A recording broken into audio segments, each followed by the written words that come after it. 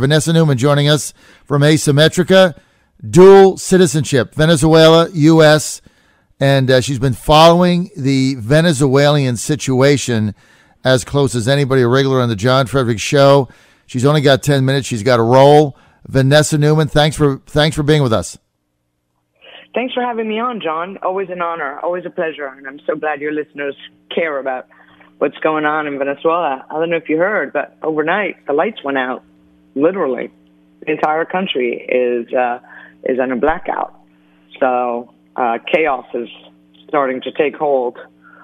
How did that happen? Oh man, just massive corruption. The grinding poverty, the desperation of the people. So basically, the corruption surrounding Corpoelec, which is the electric company, has been really well known and really documented for years.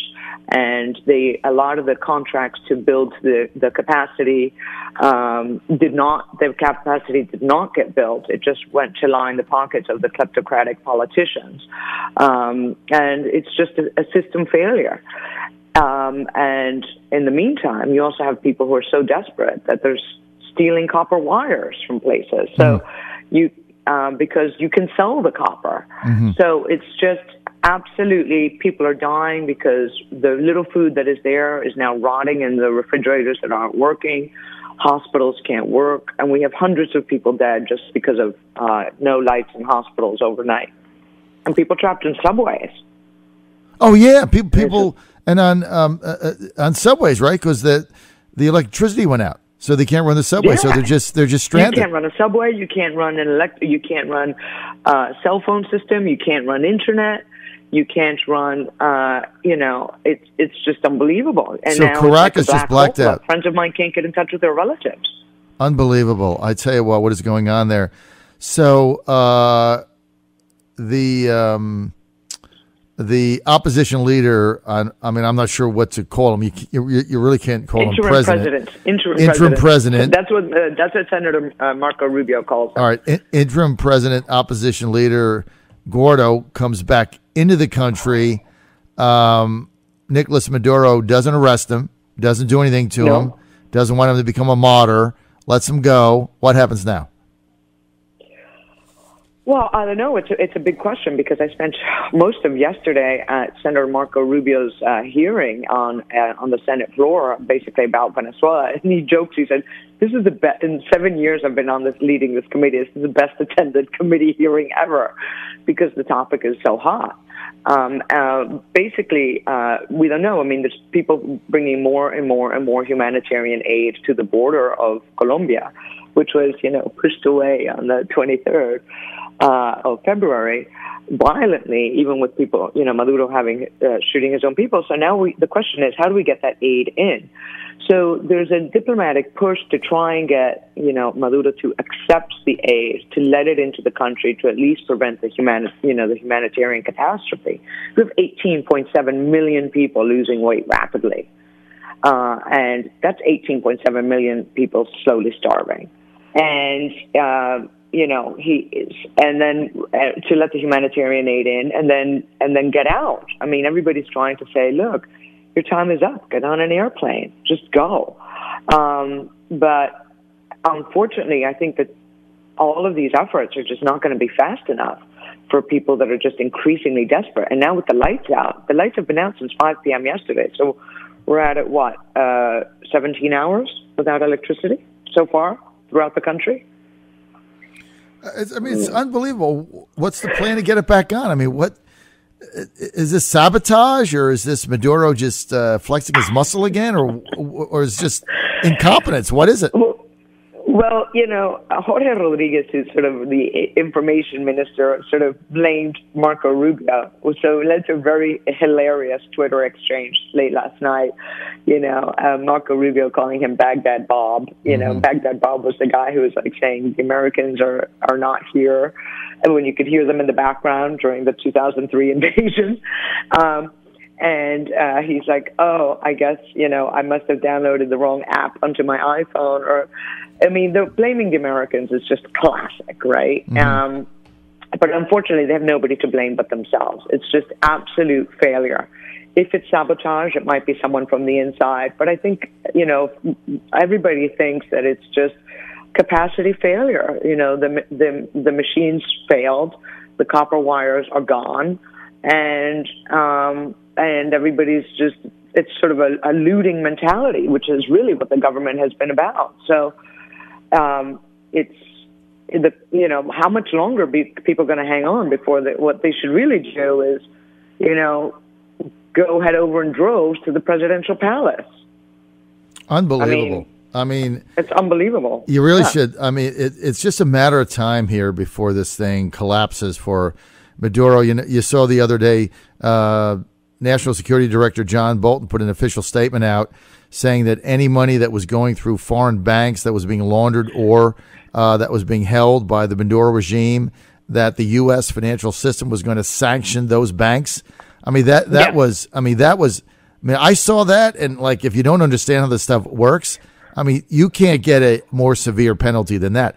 So if you're a Belgian bank or a Swiss bank, or you're part of the EU or Paris or whatever, I mean, you risk not being able to deal with the U.S. Federal Reserve System, which basically puts you out of business, right? So you're not going to touch it. That's right. That was huge. Right, you're 100% right. Right. So that was a tremendous step the U.S. made. I mean, they're doing everything to get this guy out without firing a shot, and but he persists, right?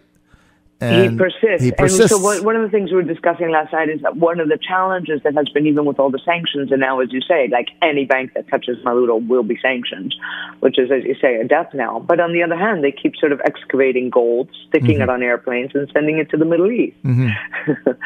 So, and Elliot Abrams testified yesterday, and Elliot Abrams, the special envoy for Venezuela, Elliot Abrams and Marco Rubio and Senator Menendez, all made it clear that this has been a challenge for the U.S. government, that they're getting very little cooperation from countries in the Middle East, particularly the UAE, that they're like, hey, we're going to sanction you if you take this gold. And they're like, yeah, you try that.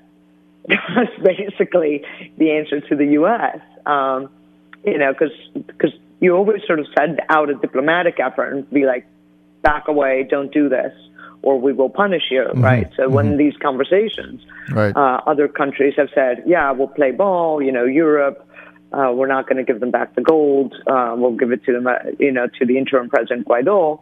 The UAE and Turkey are like, hit us with your best shot, man. Good luck.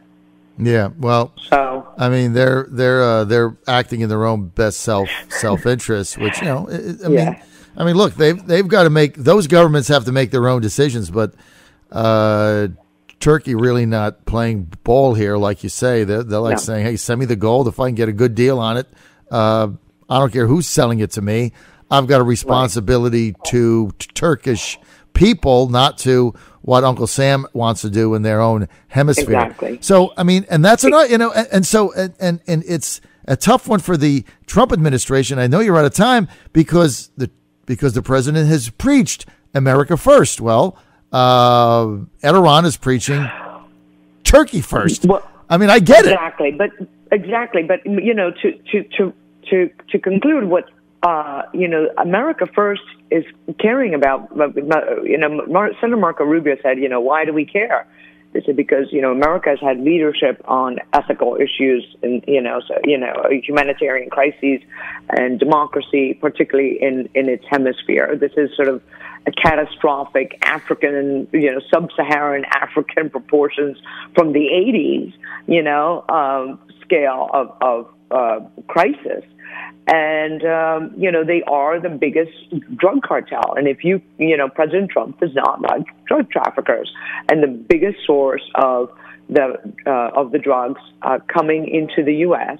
is Venezuela on escorted military aircraft. And they fly it into Central America, and those caravans of people that you see fleeing the violence from Central America, that Central American violence is fueled by those military aircraft bringing in tons of cocaine.